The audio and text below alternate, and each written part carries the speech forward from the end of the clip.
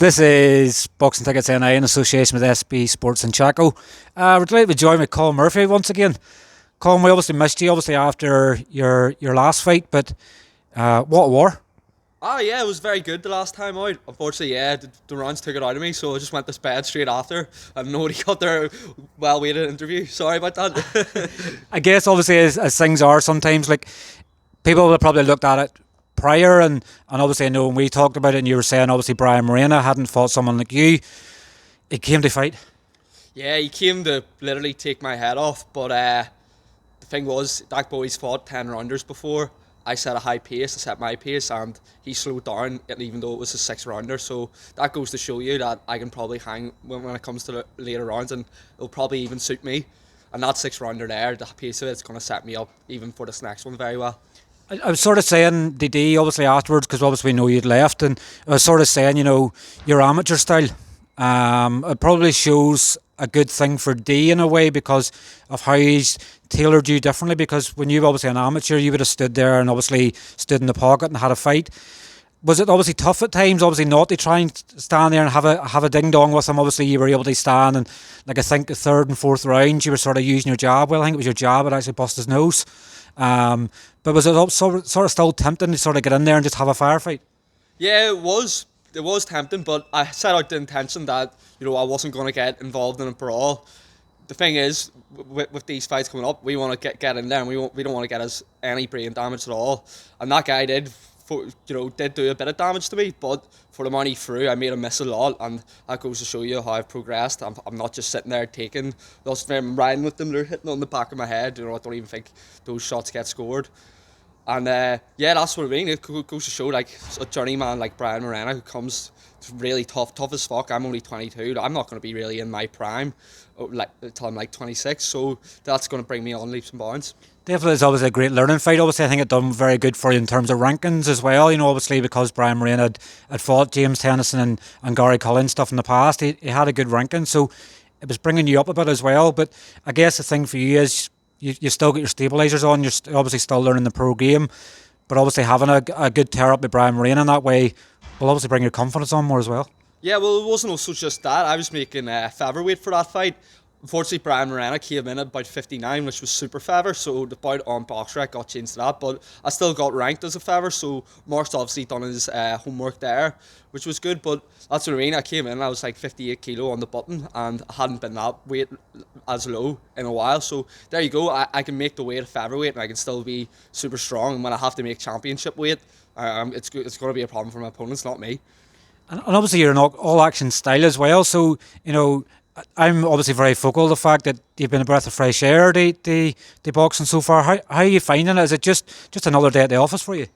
I'm just kicking on with things, but I have taken a look back and reflected since last year. I remember I said to you and a lot of interviews, I didn't want a boring career to look back on, and Jesus, I've smashed that goal for your first year, because this hasn't been boring, even with all the delays and stuff. I'm taking every opportunity that's going to come, and I'm going to keep building on that momentum. And Mark obviously promised to keep you busy. You're obviously back out for your fourth fight in 3 weeks and 2 days' time. At the moment, you're obviously scheduled to fight Engel Gomez, that obviously fought Eric. You didn't get to see that fight on the night, did you? I didn't get to see that fight tonight, but it's all there on MHD Promotions. And, D will obviously be studying Angel Gomez, and obviously here in Glean, and with D we don't stop. We're in here Monday, Tuesday, Wednesday, Thursday and Friday. Apart from the week after my fight, Mark was on me and made me rest and had a few bad words when I broke the rules. For a run. When did you go for a run? A couple of days after the fight? Wednesday, yeah, after.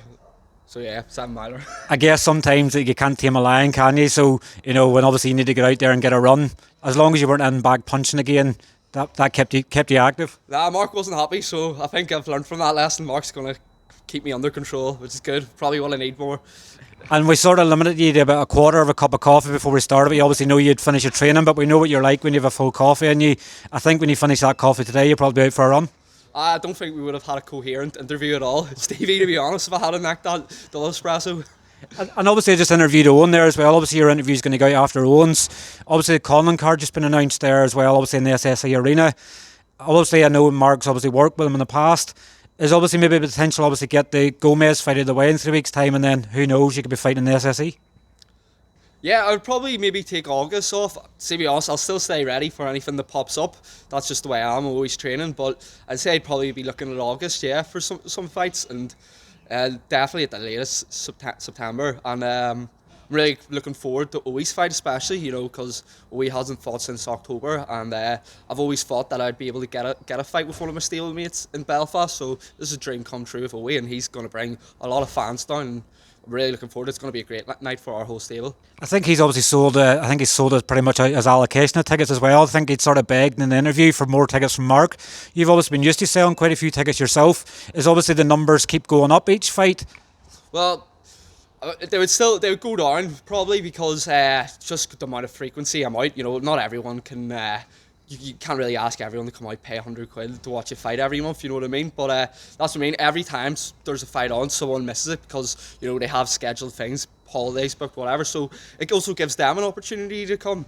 And don't think Owen will have any problem selling his 100 tickets. Definitely not. And obviously I guess obviously in my mind, obviously. I'm obviously sceptical. Well, it'll be Engel Gomez obviously in 3 weeks' time. He's due to fight Willow Hayden at super lightweight next Saturday night. But obviously, if it is Engel Gomez, is I guess I'm putting a statement out there. Well, I hope it is Engel Gomez because I have this in my head that it's going to be him and that he's going to come here to take my head off because I think he's a stablemate of Brian Moreno. So he's coming to honour his gym and really take me out for that defeat I brought to him. But as I said, that guy hasn't fought anyone like me, so looking forward to it. Definitely, I guess obviously, I guess everything obviously, Posh Boy's obviously making his stance in boxing. You're obviously loving life as a pro so far. Where do you obviously envisage the next 12 months go and just keep progressing and obviously working your way towards titles? Yeah, I want to start really shooting for major titles. Before that, I maybe want to get on to 8-rounders because after all these fights, yeah, it seems 6-rounders. I'm having no problem. I haven't slowed down in any of them. And obviously, is there anybody you maybe have your eye on? I know we'd obviously done call-outs and stuff the other day and you were tagged in a few. Is there any, obviously, not that you're sort of calling in a bit out, but is there anybody you sort of maybe have your eye on as a potential opponent for a belt down the line? I'm not sure really because I just leave that up to Mark and see his blueprints. He would know the matchmaking. So I just leave that up to him. I just take fight by fight and kind of said to me, I don't need to call people out, and I agree with him. So yeah, let other people call me out because I haven't really been called out yet. Definitely, I guess obviously with Mark, obviously the Magic Man, he always does what he says in the tin. He's like Ron Seal. Obviously there could be potential. Obviously you're fighting, on a TV platform soon as well. I guess that'll obviously help you to build your profile even more. But I guess it's just leave the trust in Mark and D and see what else happens. Yeah, no, Mark's been true to his word in his contracts. If that fight hadn't gone off in November, that would have been 5 fights in a year. And I remember he even said he'd just get me 4 fights before I signed my contract in a year. So he's made his best endeavours and definitely stayed true to his word. And I think good things will come in good time with Mark and hopefully a matchroom promotion or something like that. Yeah, or Sky. Definitely be nice, wouldn't it? Obviously, you getting obviously your 5 minutes of fame. We obviously know you like to do a bit of singing as well.